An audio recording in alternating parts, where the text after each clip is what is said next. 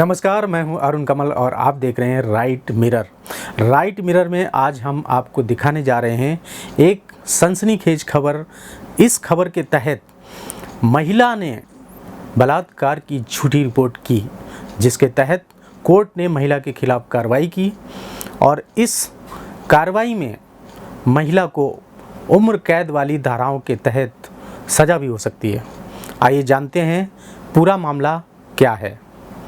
आज हम आपको मिलाने जा रहे हैं एडवोकेट नीलेश ओझा से।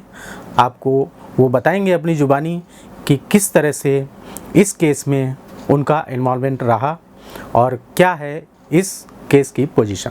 तो आइए मिलते हैं एडवोकेट नीलेश ओझा से।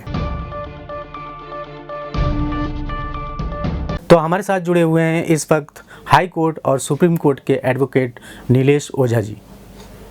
ओझा जी, मैं आपसे ये जानना चाहता हूँ कि क्या मामला है ये और किस तरह से मतलब इस महिला ने झूठा आरोप लगाया बलात्कार का और फिर किस तरह से इसके खिलाफ कोर्ट ने कार्रवाई की। क्या आप हमें बताएंगे, हमारे दर्शकों को बताएंगे? हाँ, तो देखिए, एक्चुअल में मामला ऐसा है कि हमारे क्लाइंट है पूना के श्री मनीष मिलानी जी। उनका पूना एयरपोर्ट के पास में विमान नगर में अराउंड 80 एकड़ का लैंड है, थाउजेंड्स ऑफ करोड्स बिलियंस की प्रॉपर्टी है। तो उनका केस में उनके पहले एक एडवोकेट थे सागर सूर्यवंशी। तो वो जो एडवोकेट थे उन्होंने इनके साथ में इनसे कुछ ये मांगा कि हमको आपके प्रॉपर्टी में शेयर दो वगैरह। तो इनके कुछ डिस्प्यूट हुए, इन्होंने वो वकील को छोड़ दिया, उनके पास से केसेस निकाल लिए। तो फिर वो वकील ने चिढ़कर फिर इनके खिलाफ झूठे केसेस फाइल करना वगैरह ये सब शुरू किया। लेकिन हमने वो सब केसेस लड़े और इनके सारे मतलब जितने केसेस वो फाइल करवाता था दूसरों के थ्रू, तो सब झूठे साबित हो गए। फिर उसके कई फ्रॉड बाहर निकले, फिर उसमें वो अरेस्ट हुआ, कुछ इसमें बेल हुई। लेकिन एक जो रिसेंट मामला है उसमें उसका बेल पूना के निचले कोर्ट से लेकर बॉम्बे हाई कोर्ट और सुप्रीम कोर्ट तक रिजेक्ट हुआ। उसकी रिजेक्ट हुई और उसको सरेंडर होने का ऑर्डर किया सुप्रीम कोर्ट ने। और उसके बाद में वो एब्सकॉन्ड हो गया, सरेंडर हुआ नहीं, इसलिए फिर पुलिस ने नीचे कोर्ट में अर्जी लगा के उसके खिलाफ अरेस्ट वारंट निकलवाया। तो इसकी वजह से चिढ़ के उसने क्या किया, फिर उसका एक पार्ट ऑफ द कॉन्स्पिरेसी, फिर उसने इनसे कई मेडिएटर भेज के या तो कॉम्प्रोमाइज़ करो या तो ऐसा करो, या मुझे 50 करोड़ रुपए दे दो, मैटर सेटल कर लो, नहीं तो मैं फिर आपके खिलाफ और फिर से नए केसेस फाइल करूँगा। तो इस बारे में हमारे क्लाइंट ने ऑलरेडी कंप्लेंट कर दिया हायर अथॉरिटी को। तो उसने उसके बाद में एक लड़की वहाँ पर उसने खड़ा किया वाई को पुलिस स्टेशन में, सातारा जो वाई पाँचगनी है महाबलेश्वर जाती है वहाँ पर। और वहाँ पर उसने कंप्लेंट फाइल किया कि मनीष मिलानी और एक पर्सन और उनका ड्राइवर, इन्होंने सब ने मेरे को ज़बरदस्ती एक अलग जगह पर ले गए। वहाँ पर 2 लोगों ने मुझ पर रेप किया, तीसरा आदमी उसके मोबाइल में वीडियो रिकॉर्डिंग कर रहा था। एक सेकंड और अब कुछ दिन के बाद फिर से वो मिला, फिर उसने ऐसा किया, धमकी दे, ऐसे उसने उसकी स्टोरी दी। अभी नॉर्मली आज का माहौल ऐसा है कि लड़की ने कह दिया तो हमारे लॉ के प्रिजम्पशंस कुछ है कि ठीक है, लड़की का एक स्टेटमेंट सफिशिएंट है। लेकिन जब इस लॉ का मिसयूज़ होता है, जैसा अभी करण वगैरह अरेस्ट हो गए थे, तो वो मिसयूज़ होने के बाद में फिर क्या होता है कि फिर जो कॉमन मैन जो लड़ाई अवॉइड करता है वो आके खड़ा हो जाता है। फिर उसमें लॉ के पहलू आते हैं। फिर कोर्ट, जैसा करण वगैरह में भी कहा, कोर्ट ने बोला उसके व्हाट्सअप मैसेज आपने चेक किया क्या, मोबाइल लोकेशन चेक किया, ऐसी कई चीज़ें फिर सामने आती। तो सेम हुआ हमारे क्लाइंट के केस में। हमने भी एक ईमेल भेज दिया पुलिस को, जैसा हमको पता चला कंप्लेंट फाइल हुआ है, पुलिस को डिटेल बता दिए। और सबसे ख़ास बात उस कंप्लेंट की ये थी कि जो 2 डेट वो लड़की ने दी थी, वो दोनों डेट को हमारा क्लाइंट अमेरिका और यूएई दुबई में था। ये हमने हमारे पासपोर्ट वीज़ा वो भी सब दिलवा दिए। उसके बाद में पुलिस ने क्या किया, हमारी जो पूरी इन्फॉर्मेशन है उसको वेरीफाई किया। Intelligence bureau, home ministry of India, foreign ministry, सब से वेरीफाई किया, एम्बेसी से लेके सब तरफ। इसके अलावा पुलिस ने हमारे क्लाइंट का मोबाइल लोकेशन उनका वो लड़की का मोबाइल लोकेशन, अच्छा लड़की ने कहा क्या कि मुझे फ़ोन पे बात किया, तो पुलिस ने बोला अच्छा बता देखो कौन से नंबर से कौन से नंबर पे फ़ोन आया था। तो वो भी वेरीफाई किया तो पता चला वो भी झूठे, कोई ना फ़ोन था ना कुछ था, और हमारा क्लाइंट उस समय आउट ऑफ इंडिया था। फिर हमने पुलिस को 3-4 उसको प्रोसिक्यूशन करने का अर्जी दिया। पुलिस ने हमारे क्लाइंट के खिलाफ का केस क्लोज़ किया और उसमें सब ये बातें लिखी कि किस तरह से एक्सटॉर्शन के लिए ये झूठी रेप की केस दी गई है। वो मैटर जैसा मजिस्ट्रेट कोर्ट में आया, पुलिस ने अपनी इंक्वायरी रिपोर्ट सबमिट कर दी कि केस हम क्लोज़ कर रहे हैं, इसमें कोई झूठा केस है, इसमें कोई केस बनता नहीं है।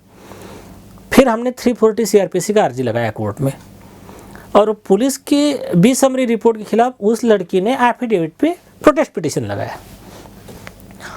और फिर क्या किया, स्टोरी चेंज किया, बोले नहीं एक्चुअल में हुआ क्या था, जो डेट पे ये बोल रहे हैं ना वो अमेरिका में था, एक्चुअली रेप का डेट वो नहीं है। बोले उसके 1 महीने के बाद का है, पुलिस ने मेरा झूठा बयान दर्ज किया था। तो कोर्ट ने पूछा, बोले अगर तेरा झूठा बयान पुलिस ने दर्ज किया था तो उसके बाद में तो तू कितने बार कोर्ट में गए, और तूने कोर्ट के सामने, क्या होता है रेप केसेस में वगैरह कोर्ट के सामने पुलिस लड़की को लाके हाजिर करते हैं और उसका 164 CRPC में मजिस्ट्रेट उसका स्टेटमेंट रिकॉर्ड करता है।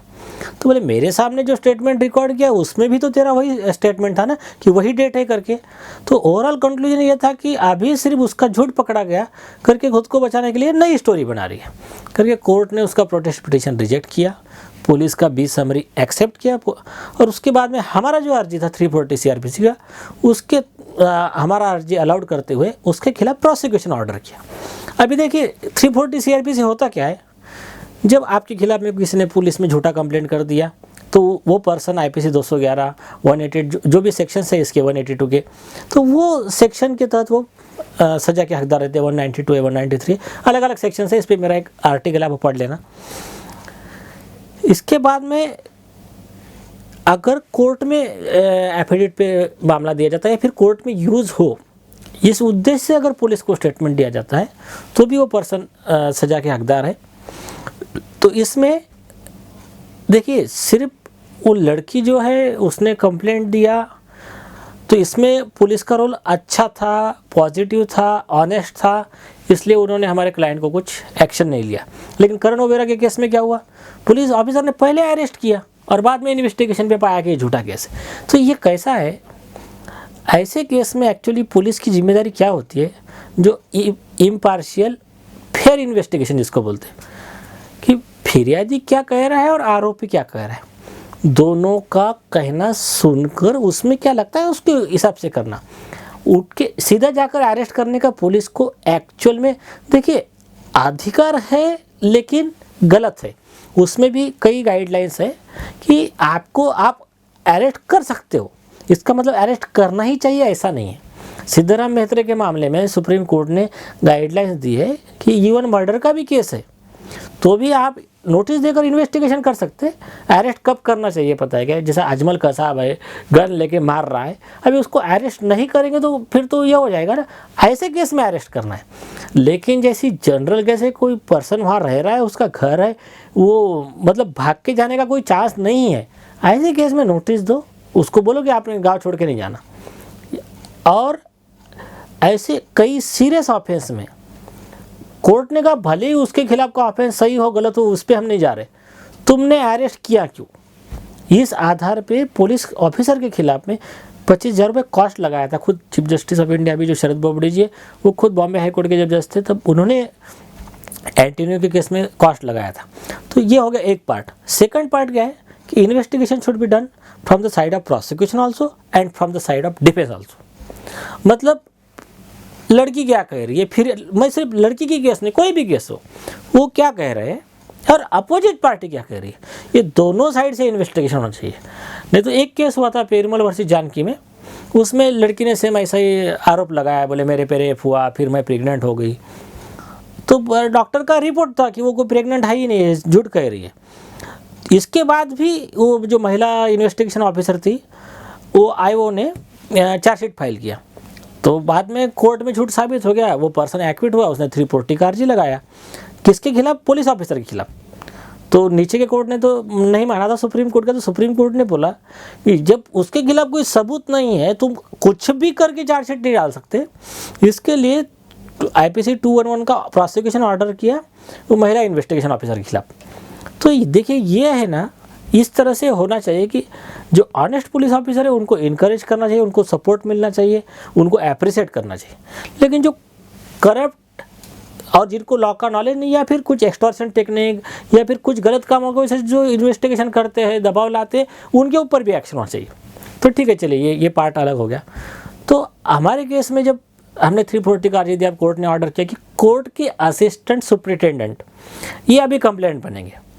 अभी जब ये कंप्लेंट बनेंगे तो अभी होगा क्या, इसमें कोर्ट है, फिरियादी, कंप्लेंट, और वो कोर्ट का ऑफिसर जाकर कंप्लेंट फाइल करेगा दूसरे मजिस्ट्रेट के कोर्ट में, और वहाँ से वो कोर्ट अभी इस लड़की के खिलाफ में अरेस्ट वारंट निकालेगा क्योंकि नॉन अवेलेबल ऑफेंस है। और ऐसा है अरविंदर सिंह के मैटर में ऐसा किया है और उसको सुप्रीम कोर्ट ने जायज़ ठहराया, मतलब लॉ के हिसाब से अभी लड़की के खिलाफ अरेस्ट वारंट निकलेगा। उसके अनदर रीज़न क्या है कि IPC 194 जो है इसमें लाइफ की पनिशमेंट है और सेशन ट्रायबल केस है। तो अभी इसमें वो आने के बाद ऐसे लोगों को जमानत ना देते हुए उनको जेल में रखकर केस चलाने का प्रावधान है, और ऐसा किया है वो अरविंदर सिंह के केस में 1998 में। तो अभी क्या है, जो कानून महिलाएं कमज़ोर है उनके ऊपर अन्याय नहीं होना चाहिए, उनके प्रोटेक्शन के लिए बनाए गए, उस कानून का दुरुपयोग करने वाले ऐसी जो भी महिलाएं हैं उनके लिए एक मैसेज है कि आप टेकन फॉर ग्रांटेड मत लो पैसे के लिए, किससे सुपारी लेकर या अपना कोई गलत उद्देश्य साध्य करने के लिए आप ऐसे गलत आरोप करोगे तो लॉ सबके लिए, लॉ के ऊपर कोई नहीं है, no one is above law. तो ऐसा जो भी करेगा उसके ऊपर वैसे ही सज़ा होगी। तो अभी हमारा एक मिशन चलता है कि ज़्यादा से ज़्यादा लोगों ने 340 CRPC का यूज़ करना चाहिए। अगर आप ऑनेस्ट हो तो आप करोगे, चाहे वो जज भी हो, जज भी अगर ऑनेस्ट है तो वो भी इसको अप्लाई करेंगे। लेकिन कई ऐसे केसेस है जिसमें 340 में जजेस के ऊपर भी एक्शन हुआ है, क्योंकि कई बार जजेस क्या करते हैं, जैसा जस्टिस निर्मल यादव हो गई, अभी इलाहाबाद हाई कोर्ट के जस्टिस शुक्ला हो गए, जस्टिस शमित मुखर्जी हुए, कई जजेस ऐसे पैसा खा लेते हैं, आरोपी के फेवर में गलत ऑर्डर पारित कर देते हैं। तो ऐसे जजेस अवॉइड करते हैं, क्योंकि 340 आया तो क्या होता है, इंक्वायरी करो, जो गलत है उसके ऊपर एक्शन लो। तो अभी वो जजेस को भी नहीं चाहिए और जो झूठा आदमी है उसको भी नहीं चाहिए ये, फिर उसमें घुमा फिरा के ऑर्डर करते हैं, नहीं इसमें मुझे इंक्वायरी की आवश्यकता नहीं लगती, ऐसा वैसा सब चलता है। लेकिन ऐसे जजेस के खिलाफ भी एक्शन हुई है, ऐसे जजेस भी अरेस्ट हुए हैं। जस्टिस शमित मुखर्जी का पुलिस कस्टडी रिमांड हुआ था 12-13 दिन का। तो ये ओवरऑल हमारा उद्देश्य है, इस केस के माध्यम से एक अच्छा मैसेज गया है कि गलत काम करने वालों को न्यायपालिका में, कोर्ट में कोई जगह नहीं है। नीलेश ओझा जी, आपका बहुत बहुत धन्यवाद हमारे दर्शकों को इतनी अहम जानकारी देने के लिए, और ऐसे ही हम आपसे मिलते रहेंगे नई जानकारी के साथ और अपने दर्शकों को बताते रहेंगे नए नए मुद्दे, नई नई खबरें। तो दोस्तों, अभी तक आप देख रहे थे राइट मिरर।